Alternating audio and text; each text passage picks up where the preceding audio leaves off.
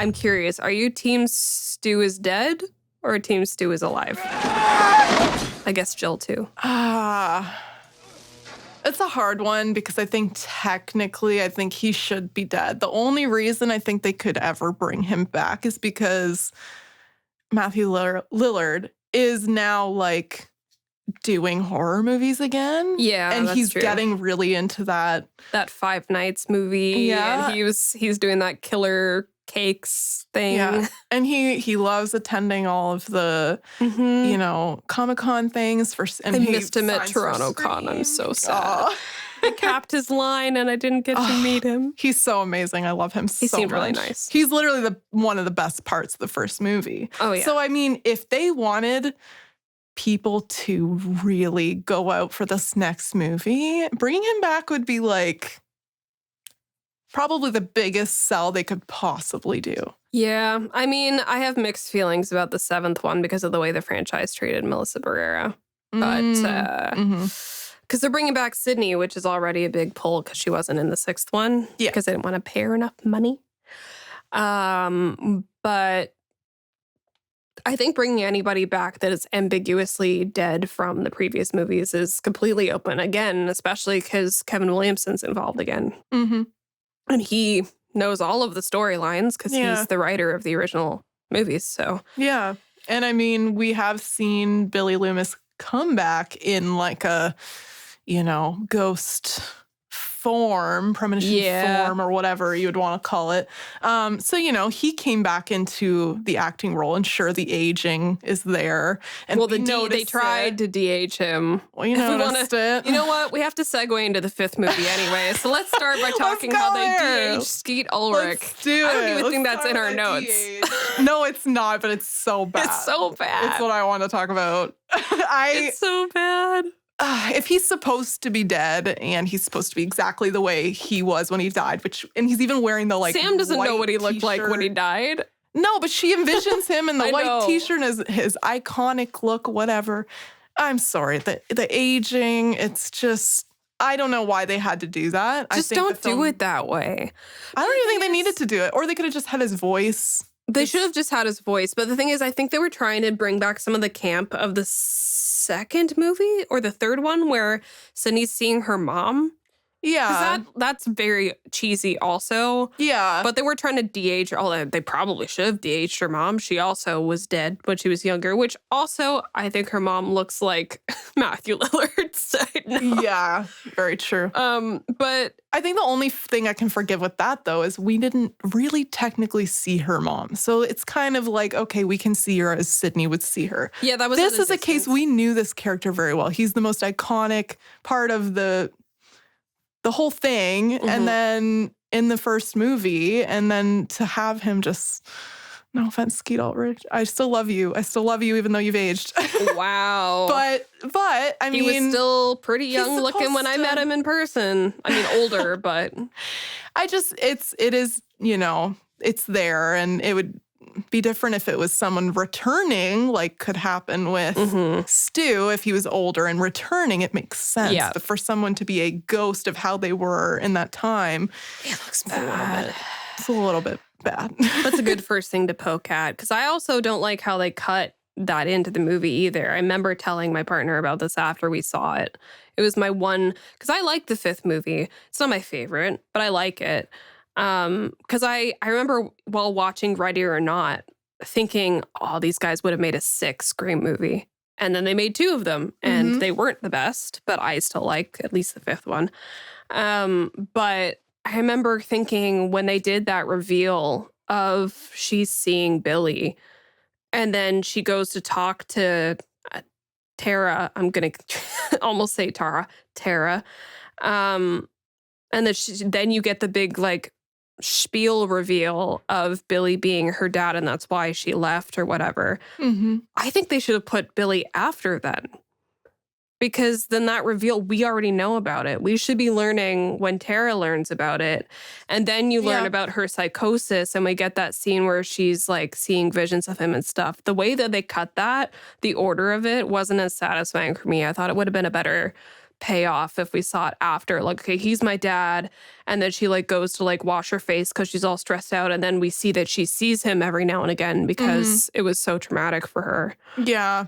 I mean, personally, part of why when we get to the rankings, I saw where you put it. Smile last. And it's specifically because of the whole concept and tie between them. I just didn't believe it.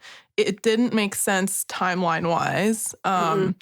Also, for her to be his daughter, and it would have been technically timeline of the first movie, like just before, but I'm sorry, when would that have happened? Like, it just didn't make sense to me. It's more of like, to me, it's poor writing of just, well, let's just make her tied to him because you never have your lead girl tied to the killer. Well, I don't know. I just found it lazy writing. It's not my favorite. But that's also why I said at the beginning of this, where I think as much as I like the Radio Silence movies for how they were crafted, I think it's those two in particular are where the writing starts to get a little bit lazy with what was really good planned payoffs in the earlier ones. Becomes a little bit more like, if it's not predictable, it's just sort of like, I'm supposed to believe that Billy had a kid between killing Sydney's mom. It would have had to have happened in that exact year between killing her mom and going on the killing spree and going after Sydney. Yeah. Which, for the age, and this was one of the things we had in our notes, like, then Sam's age is like really not properly defined either. Like, we know Tara's her half sister, but like it doesn't make a lot of sense. And then later, I mean, if we want to jump around between 5 and 6 a little bit, where there's like parallels, Kirby and Sam were supposed to be in school at the same time, but she was a junior when she was a freshman. Which also adds to the weird timeline continuity. Yeah. When she was born. I just feel like as the films go on, they just kind of get worse and worse for timeline. And I can forgive some things in the earlier films, but the later films, with how much time they had to look at the earlier movies and to piece it all together, like, they had that time. They had a huge team of people. I'm sorry, I just can't forgive it. No, I agree. I guess like what I wish they would have done is just kept Mindy and Chad being Randy's niece and nephew. And then who cares about the Billy thing? We don't need that. Exactly. Because you have them, and then you have the cop from the fourth movie's kid being Dylan Minette's character. You have enough of the legacy people around in the movie that you don't need Sam to also two new be scream queens who could just be, just be cool scream queens. She can be tied to the original in the sense that she's the new Sydney because she's the target.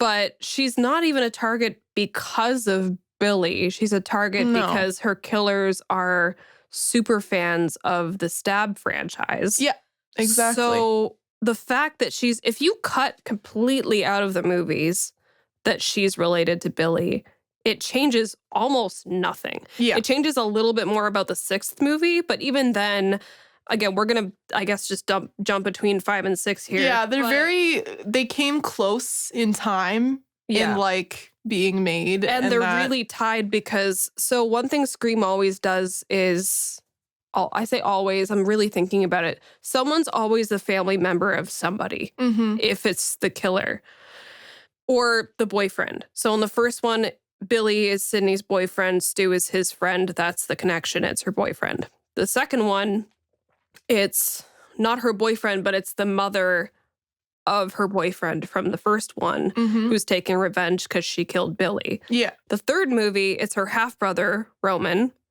The fourth movie, it's her cousin, Jill. The fifth movie, it's her boyfriend, Richie. And the sixth movie, it's Richie's family taking revenge on Sam because she killed Richie. Yeah. So there's a pattern with that familial relations. But again, the whole subplot of Billy, it doesn't really play into any of that. Yeah, it's this is why these two movies are at the end of my personal preference, because I just feel, well, the killings and the style is fun. I love the openings of both the fifth and the sixth movie. They're a lot of fun. They were clearly thought out really well. But I think just plot-wise and with the rest of the films, it just falls off for me. And that's why I don't like them as much in compared to the other films. But I do appreciate that, they do, like, you can tell that the people who worked on it, like, loved Scream. Like, they do love it. They love the character of Ghostface, and they try to stick with that, like, idea of... They make it fun still, and the tone is very simple. It's more gory, but the tone is still very much the same. But I think talking about it now, I'm almost feeling like they put so much emphasis on making sure the openings were still iconic that some of the storylines fell through, because it almost makes me feel like a lot more of the writing effort went towards what can we do for the opening sequences. Because the Tara one's great because the twist is she doesn't actually die, because that's what you come to expect from a Scream opening. So I loved that, and that's why it's higher on my list. The sixth one... I like the opening because I remember even in the theater, I was like, oh, he's taking his mask off. We're 15 minutes into this movie. Yeah. And then that Ghostface gets killed by another Ghostface. And you're like, okay. Yeah. Because I remember... How the killer revealed right away was very... Like, what is going on? So they kept with that, like, good opening of, like, wait, what the fuck? Yeah, they were great openings, both of them. But after that, it kind of... when they try to tie it back in with everything else after that point, because they're both very singular openings to those movies. Once they try to tie in the rest of the story with the rest of the franchise, it kind of just doesn't work. Yeah. I will say, though, I know a huge criticism about the fifth one was they didn't like the fact that it was fan-based. I think that was a good story point, though, because I've been on Tumblr. I've been a fan of Supernatural and other things that have huge toxic fan bases, or can have huge toxic fan bases. Obviously, I'm making a blanket statement. Not everybody is toxic, but it's like Star Wars and Star Trek and Game of Thrones and stuff like that, where the fan base is so big that you're going to have those people that are like, no, it should have been this way. And that's such a prevalent thing in pop culture that it would be kind of a misstep if Scream never touched on it. Well, I find it funny because, the movie is about a horrific event, which plays on horror movies, which then it gets made into a horror movie. And there's then going to be people who are crazed and following that horror movie. Everything is just a part of this ridiculous universe of I thought was horror. Great, because their whole thing was like, we're gonna basically become famous for making the reason behind the next Stab movie. Like, we're gonna keep the story going. I think that's great. I have no problem with that. I love that storyline. Yeah, it's if you're gonna go up in steps in this type of movie, that's the only, like, that's how if you're gonna up the ante, you can't not bring fan bases into the mix of motive for the killers. And I thought that was a great way to play up redoing the boyfriend trope,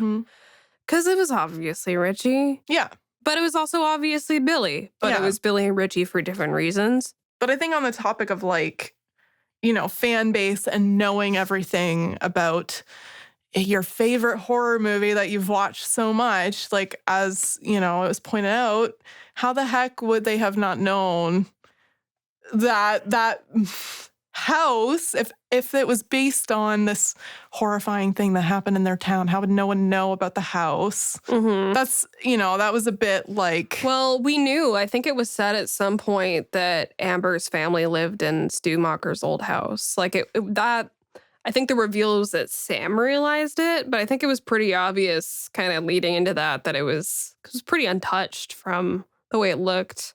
Yeah, it literally looks the same. Yeah. Which is, but I don't know. It just, I liked aspects of it, and I think there's reasons why the sixth one are lower on the list for me. And I think one of the major reasons that I have down in our notes too for the sixth one is that, look, I know they said it in New York because there's like Jason, Jason takes Manhattan, and there's all these like, well, he went from a small town or a summer camp to a big city or space, depending on which franchise. And so playing on that trope, being like, oh, okay, we're going to put Scream in New York, because it's also not the first time they've gone out of Woodsboro. Both the second one and the third one took place in different cities. Yeah. And I saw some people online criticizing that. It's like, well, it's not even Woodsboro. It's like, okay, well, they've done that before. That's not what I have a problem with. What I have a problem with is the fact that they shot it in Montreal, and there was nothing that made it need to be set in New York aside from getting Sam and Tara out of Woodsboro. It was so...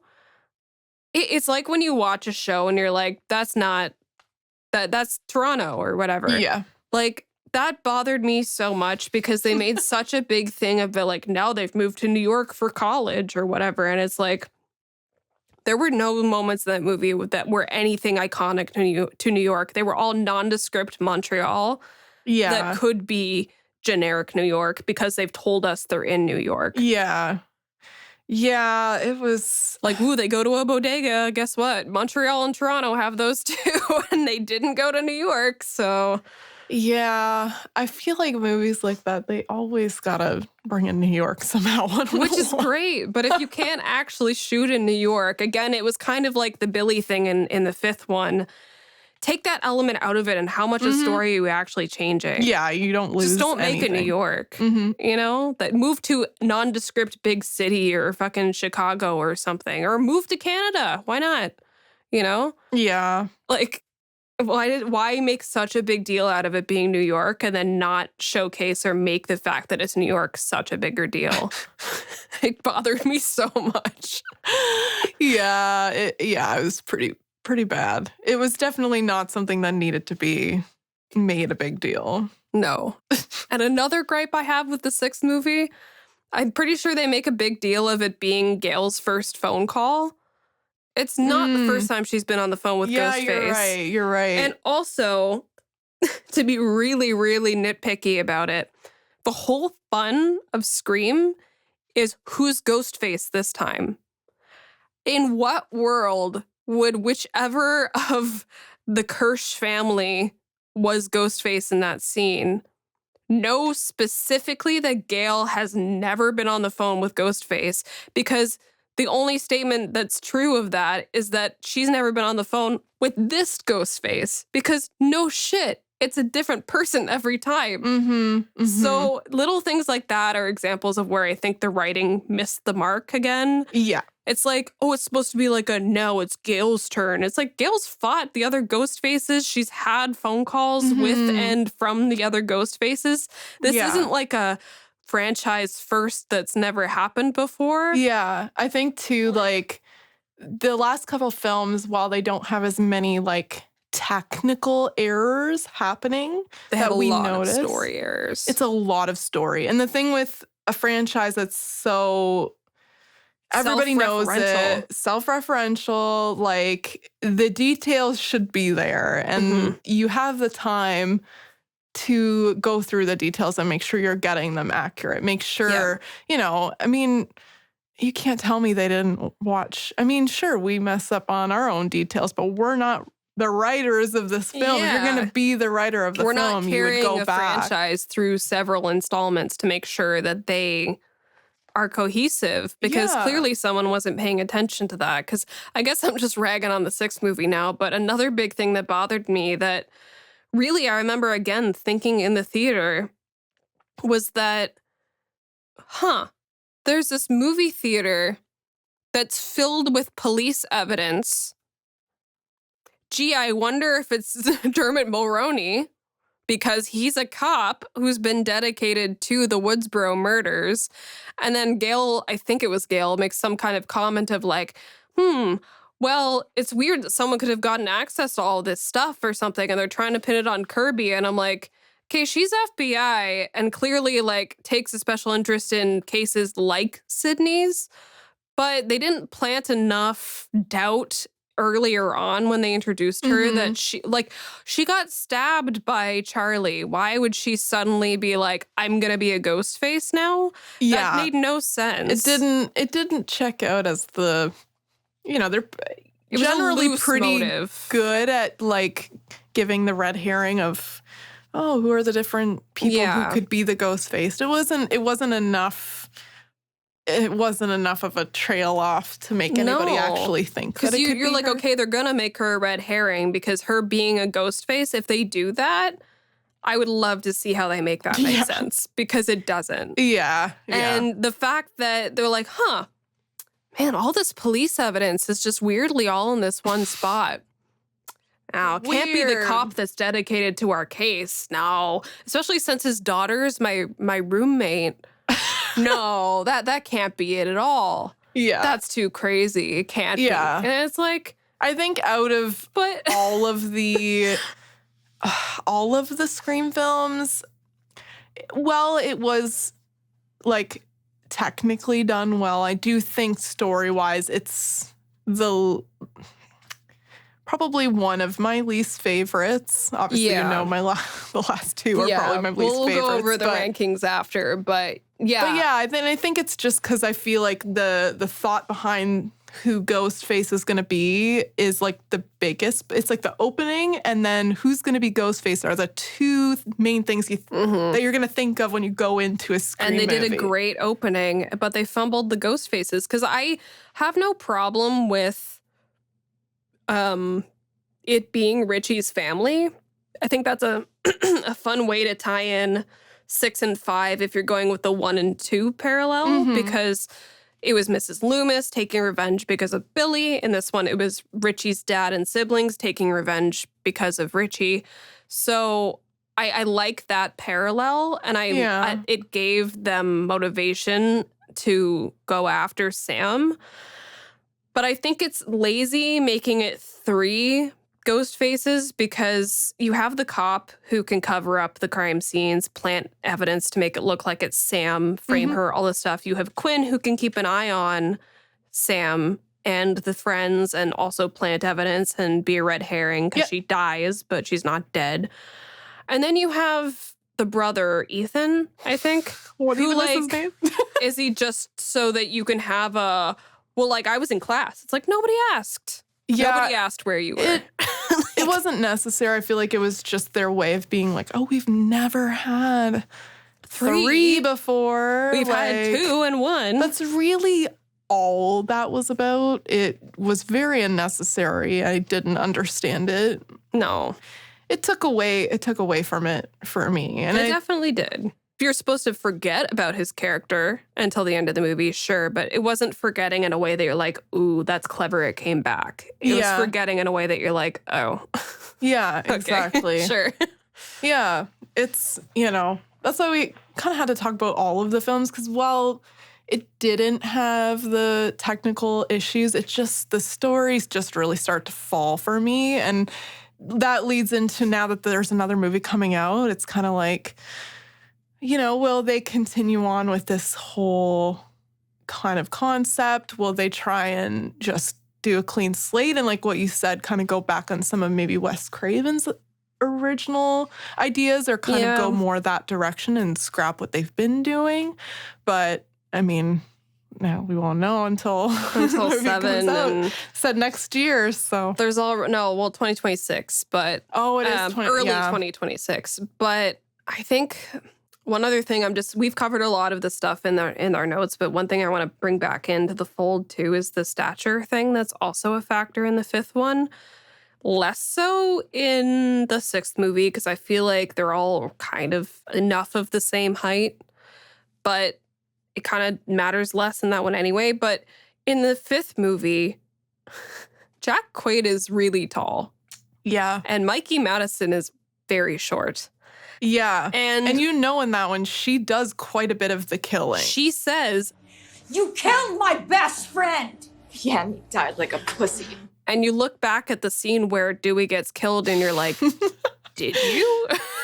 That's not her standing there. We know you did, because Richie's with Sam Yes. But was it you? Because you're super tall in that one scene. Oh, yeah, that was where it, the stature thing really got to me. And when they do the reveal at the end, you go, there's no way. We saw who killed Dewey. And that was the most iconic. Like, Dewey is literally the character that you love from the beginning. He's the best. You don't ever want him to die. So for him to die, he has to have like the most iconic death. Yes, he does. But then to find out that she's the one who killed him, and she's like, there's no way. There's no way he would have been able to fight her off. I'm sorry. Yeah, no, I agree. Because, like I said, it's not Richie. He's in the scene. Yeah. You see him. He her. gets it also attacked by, her Amber. But I get from the casting perspective that there's also that creepy factor of, yes, they're stalker fans. They're like stans of Stab. But she's supposed to be in high school. So there's supposed to be a huge age, a big enough, like, he was probably kind of grooming her age difference. Oh, yeah. So I think that plays into why they cast Jack Quaid, who's super tall, Mikey, who's super short, to sort of make it feel more like, 'cause she's in her 20s. I think she's like 25. Like, in real life, there's not that big of a age difference. They both could be in college. But I think in doing that, someone can still look young and be the same height. Like, for they sure. could have. But I think they were trying to add a visual dichotomy more and didn't think about how, the ghost faces are usually, except for the fourth movie, kind of similar in height. Yeah. And you can explain away the fourth movie. Yeah. It was way too unbelievable for her to be the other person. Jack Quaid made sense, and I liked that, but I did not think her being Ghostface and then, finding out that she was the one who killed Dewey, it completely ruined it for me. Because the whole point of Scream is like with the first one, when you can look back and be like, oh, I see now how that could have been Stu, but how you wouldn't know right away because their builds are so similar. But then you don't have that feeling with 5 and 6 where you go back and you're like, okay, yeah, obviously, because what they could have even done is filmed it in a way, in a sneaky way, where you don't get a full grasp of the stature. Like, they could have done something like that to sort of deflect it a little bit, because they were trying to hide that it was Richie as one of them, at least in that point. So I think that they could have done something more with the camera where you could have still had it be a shorter ghost face. And if you look back on it, you're like, oh, well, they only actually really shot it from this angle. So that makes sense. But they had to shoot in the wides. They had to get all this coverage. And it's clearly a dude. Yeah. Or a very tall woman. Which sure. That actress is not. Exactly. So. It's either way, it's not Mikey Madison. Yeah. And you can tell. It's just very unbelievable. And I would only give it the benefit of the doubt and forgive it if it was a magical type film like the Halloween movies. Exactly, where Michael just is who he is. It's Jason. he just comes back from the dead every time, and he suddenly it. appears and things like that. If things like that happened and there wasn't this explanation of motives and they're actual people and they're if it was just a fantastical character villain, then you can forgive it. But when you reveal someone and someone goes back and rewatches the film, it does ruin it. And it does, you can't suspend your belief on something like that. It just does not work. Yeah, because as much as it's self-referential, it also, the first few make sense. And then once it was post-Wes Craven, unfortunately, that has to be, a bit of a distinguisher here. They kind of fell off with that, and it bothered me. I want to add a bonus criticism of the fifth movie, because I should just stop watching trailers, because I thought the marketing campaign for the fifth movie made the ghost face, at least Jack Quaid being one of the ghost faces, so obvious. And if you even paid a speck of attention to the press tour, they spoiled their own movie. The boys was a big show when Scream 5 came out, but it wasn't quite, I think, at the notoriety that it is now. You can't have a trailer for a Scream, the first one in a decade.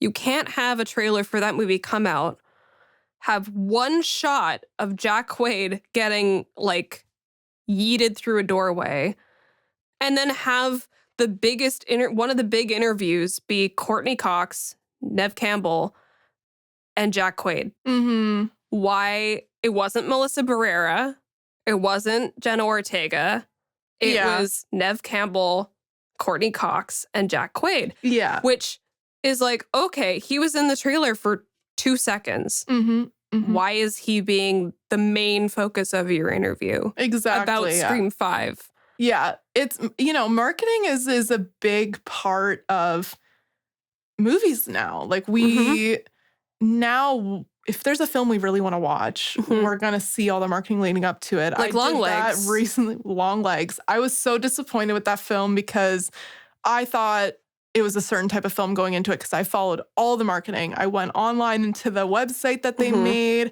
and the code that they did. And there was so much there that they built up that I thought it was going to be this, silent. They even said they're like, it's Silence of the Lambs. For the new generation. And it wasn't at all. And not going to spoil that movie here, but it's not that. So don't go into it. I still liked it. Look, it had elements. Oh, I love it. I love Nick Cage. He's amazing. Nick Cage School of Acting. I love him.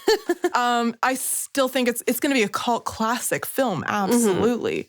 But it was not what I thought going into it. And the marketing let me down on that. And I think it's a huge part of it. I agree. I disagree with why you didn't like the movie.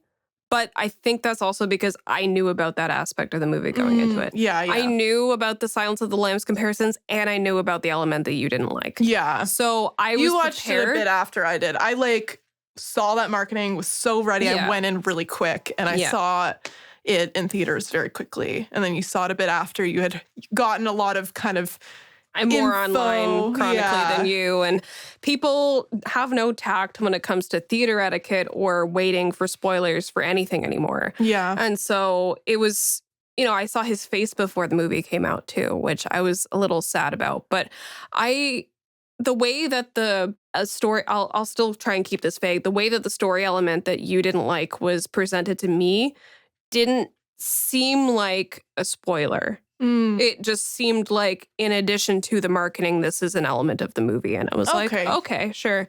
Yeah, so, I feel like if you know that, then you go into it with a different... I unfortunately went into it with the marketing I saw at a very different idea. And it was a letdown for me personally. Yeah, and I could totally see that. And it's not the first movie to have misleading marketing, but I think just bringing it back to Scream, I think when you have a franchise that so infamously is such a good horror whodunit, and also coming from the people who did Ready or Not, they can make a good cat and mouse-esque film. You can almost guarantee people are watching that trailer and already trying to know. To pick up on who's Ghostface based on how things are shot, what clips are included, which is exactly why I was like, you had one shot of Jack Quaid in your trailer, and now he's the focal point of your press tour with the legacy actors. Why? Yeah. Why? Because then I'm literally going into it being like, it's him. Yeah. One of them is him. There's no way it's not. And it was. Absolutely. And it ruined it for me because also that movie came out during COVID. Yeah. So I was like, this movie's going to be spoiled for me anyway because it's so hard to get out to the theater. But I already felt like the marketing shot itself in the foot by doing that before the movie even came out. And it was so frustrating because, like you said, the Scream franchise is one that does really want the fans to pay attention to the little details. That starts with your marketing. Absolutely, yeah. And they fucked up on the fifth movie because the sixth movie, it was more ambiguous, but it was easier to do that because they threw so many ghost faces at you that it was harder to pick apart the trailer for that. And you're like, okay, well, what are they doing this time? How does it relate to the last one? But because 5 was so new and isolated, it wasn't Sydney at the base of the story. It was a new person. I do feel they were a bit quieter on the marketing for the 6th movie too. Like I don't remember it. Yeah, it wasn't as influential. They're like, it's New York. And I'm like, yeah. No, it's not. Yeah. Well, I guess we'll see what happens in the next one. We will. The next year will be us leading up to, hopefully not spoiling it for ourselves. Hopefully. I'm curious to see what they do. Again, to not get into it super in depth, but to mention it, I don't agree with Spyglass's way of handling the Melissa Barrera situation. I think they really fucked that up. And I think it doesn't serve the franchise to completely ostracize those characters because you disagree with the beliefs of one of your actresses in your movie.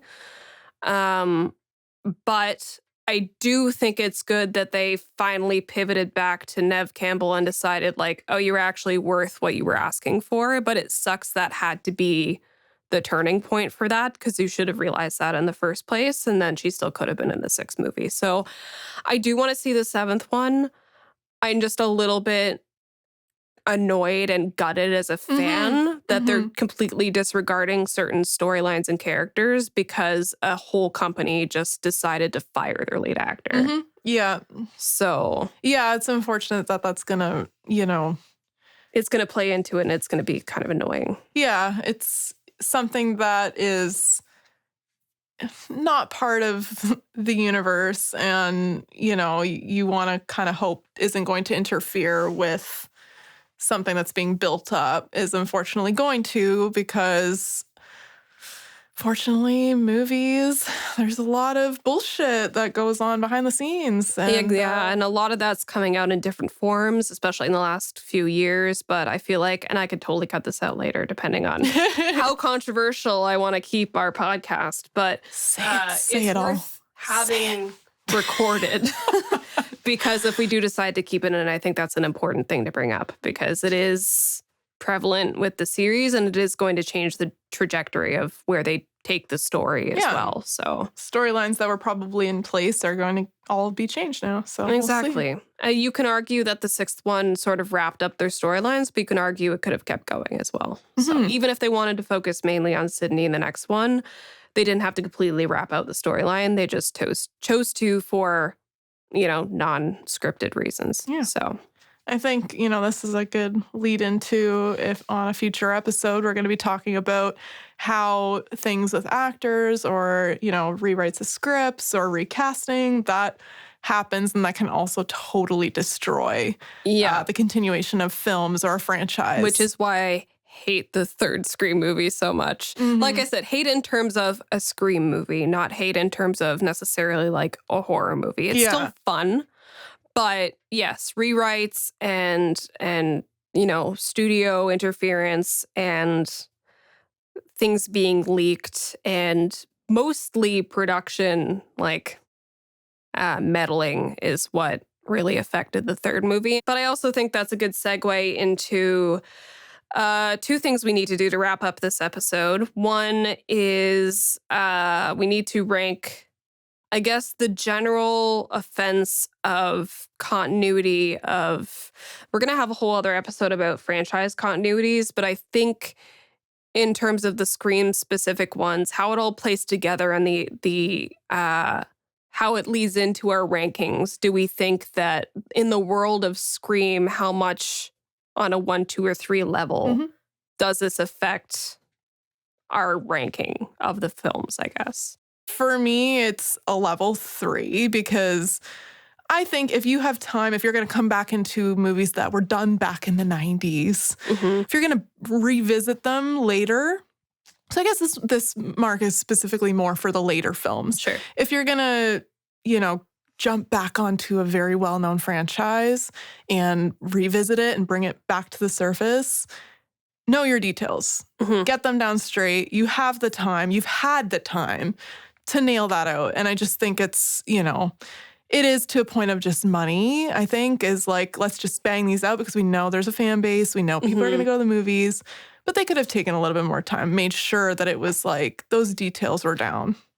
I agree, because I think looking back at our outline too, like, and you could say we're biased because we like the franchise as a whole. But I think a lot of our criticisms until we get to the later movies are fun things that we've noted in other episodes we've recorded. We're just talking about it here because it's Scream specific things like audio, like ADR flubs, some crew in screen, and in I can't talk anymore, some crew in frame.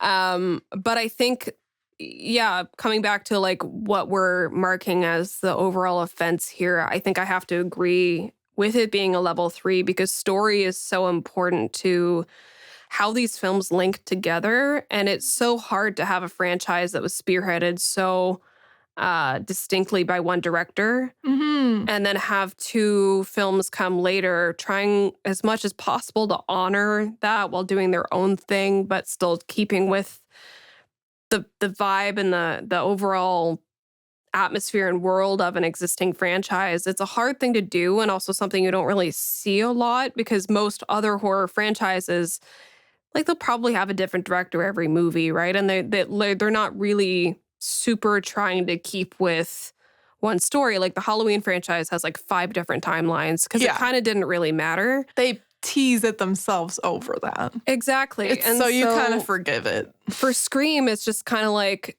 it's 2 things. You can't not compare 5 and 6 to the originals because they're not Wes Craven. But you also kind of have to compare the fact that they don't structure the stories in a way that really keeps the continuity going that many years later, because you have 4 kind of right in the middle that was still Wes Craven, but also a decade or so after the trilogy was done.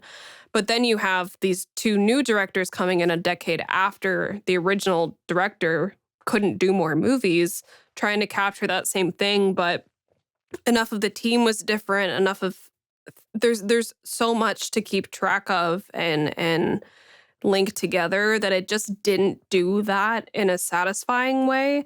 So I kind of have to agree, as much as I do like 5 and have my own sort of thoughts that I've expressed about 6.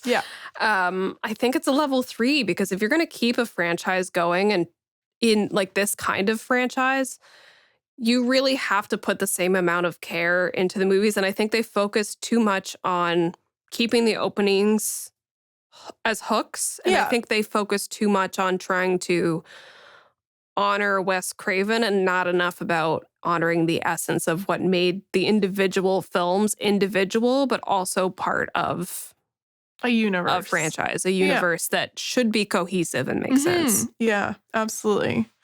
Yeah, I agree. Well, look at that.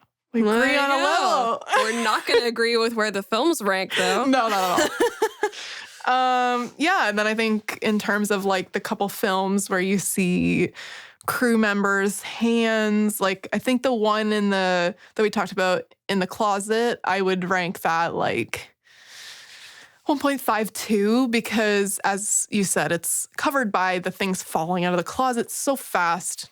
I don't even notice, like, we just watched the first. It's fun things to point out, but it's not enough for me to, like, it doesn't ruin my experience. It adds to it because it's Scream. It's fun to find those things. It adds to the movies. And on that, the guy in the second one, who's in the bottom corner, which falls out the window, that's the same thing for me. I love it. Yeah. It's like, we're the QC chicks, so we notice these. I did get it right. We notice these things, but in a movie like this, I love it. I love it. It adds to the film. It makes it a cult classic.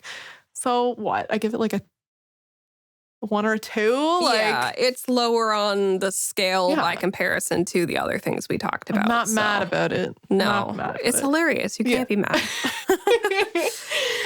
So to cap off the episode, since we already talked about the general discussion of our ranking of the overall Scream offenses, now we're going to offend each other by telling each other how we ranked the movies. Well, you go first because you put yours down first. Okay.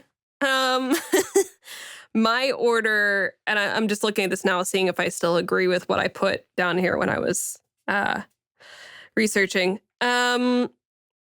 My ranking is 1, 5, 2, 4, 6, 3. And I think I still stand by that, but I will clarify 2 and 5 are interchangeable for me, I feel like. Okay, yeah. Because I think they both capture the essence of the original, and I like the modernized updates of 5, but I also like a lot of aspects of the second one and how it riffed on the first movie. So depending on like when I rewatch them, it flops around a little bit, but 4, 6, and 3, I'm pretty solid on the order of those ones. I have my issues with 4, but it's not my least favorite. And I think 6, for all of the things that we previously stated and talked about, is low on my list. And 3, for reasons we will talk about in a future episode, is my least favorite because, without getting into too many details about what we're going to talk about later, I know what it could have been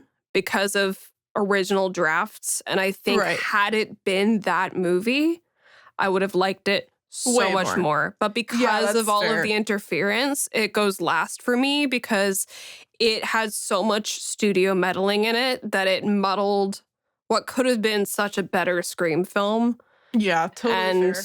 It just Totally fair. It didn't end up being the movie they intended it to be, so for that reason it's my least favorite. Yeah, I do understand, like, and I totally agree. And I think the only reason I like it, so I'll actually say my rating first and then I'll explain. So mine is from fave to least fave. So it's 1, 2, 4, 3, 6, 5.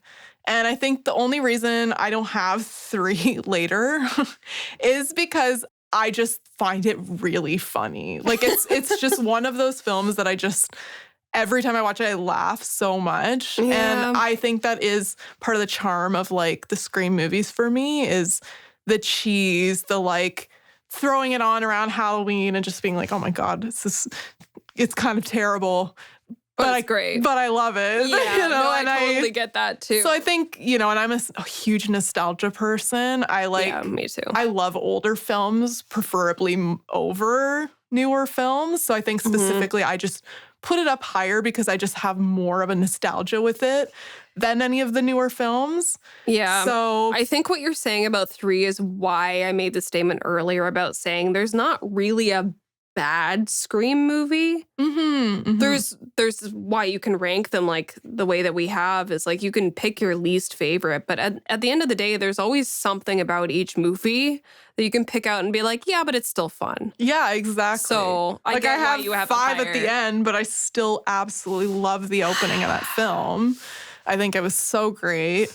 So yeah, it's like you can, us being Scream fans, we love all of them, but if I had to choose that order, I think specifically 1 and 2 are just so, like, that's where they just started everything and started the universe. So I have to put those first. And then the later ones just come later for me. And the only reason I put 4 third is because I think just when it brought back and I went to the theater and I saw it, even though it was years later, and like, just that bringing back something so exciting was exciting to me. And that's only why I put it slightly higher. Yeah. But yeah, I think we're not too far different. I think we're on the same page with why we ranked things certain ways, but we have different reasonings that puts them in the ranking spots they're in. Yeah. I agree with everything you say on 3. I think I love stupid cult classic films, and I do think this falls into that realm. That's the reason why I put it higher. Yeah, for sure. We can agree to disagree, but this is one where, I mean, number 5 is last though. Well, I mean, Over I think 6? the only reason I think is because it was the first introduction of the new characters. I think it could have been handled better. I agree. Yeah, I just think it was completely changing this idea of, who the main character is, like who the final girl is. And I just didn't like how they handled that. I can't forgive the whole Billy Loomis daughter me thing. neither. And that's the only reason. Technically, that is also in the 6th movie. But they establish it in the 5th one. Yeah, for sure. It's just that one came first and notably bothered me. And then I couldn't, I agree with you, but I think the reason why I put 5, I put it way above your ranking, but I think, again, a reason why 6 is closer to the bottom for me is because, it might not have been the best introduction of new characters in the 5th film, which is like part of what a big draw of the new iteration of the franchise was, okay, this time it's not Sydney. I think the way they took the story in 6 kind of just was like, I don't buy what you're doing with these characters now. So although you kind of fumbled the introduction of at least Sam, I don't think you really made her any more interesting in the 6th one. So like I was at least like, okay, maybe they've set up so many things, like they can do so much more than they actually did. And so for that reason, I still put 5 higher, because you're like, these characters have a lot more you can do with them, especially because you didn't kill Tara. So it just is like, it gives you more hope and more anticipation for number 6 that didn't really follow through on any of that, in my opinion. Because the Billy storyline, still, you remove it and what did it really add? But keeping it in there and what they did do with it, it's kind of like, I still don't like I feel like I'm like really you when you said those 2 were interchangeable. My last 2 are interchangeable because I agree with you in a lot of senses. I don't know technically if I put 6 over 5. Technically, maybe I put 5 over 6. But what I love think about you should. that's fine. I'll do that. But I would say what I love, and maybe it is because it's the biggest part of these movies, is that opening. The opening for the most recent one, the 6. So good. I mean, it was good. I have, you've watched all these films, you think they've done it all, and then to be surprised by something was really cool. I think that stuck with me so much, which is why I maybe put it before 6, put it before 5. I just think they also did that with 5, because adding the twist of, you're like, okay, well, she's dead. Yeah. Like, who is she? She wasn't that known at the time, so you're kind of like, okay, the girl, they die in the opening. And then you find out she didn't. I was like, okay, I see what you're doing. Yeah. But I agree. They both had good openings, but they're pretty interchangeable when you break down the pros and cons of each. Yeah. I still like 5 more. But fair. That's fine. It is fun. Well, I guess that wraps up our Scream talk. Potentially double feature. We definitely talked for a while. This might be a 2-parter. Yeah, maybe. I'll probably split it pre and post Wes, not pre-Wes Craven. Wes Craven and post-Wes Craven. 1, 2, and 4 might be an episode, and then 5, 6, marketing and ranking might be the second part. But I think we covered everything, like I said, except the 3rd movie. But I think that should be the next one that we talk about, because I think that will lead. We've left enough nuggets about talking about and alluding to scripts and how it affects final aspects of movies. And I think that'll be a good lead into continuing, like Scream being the bridge between the 2, and then we can kind of like riff off of that. Yeah. So Sounds good. Yeah. Well, it's been a Scream, baby. Live her alone. Thanks for listening, and hope you keep tuning in, because we would like to keep making more, and we'll be right back. Will we? Quality Control Chicks podcast is produced and co-hosted by Lisa Cumming and Janae Perez. Audio record, mix, and master by Jack Rudy. For clips, updates, and more, you can follow our Instagram at Quality Control Chicks Pod. You can also find us on Spotify or wherever you get your favorite podcasts.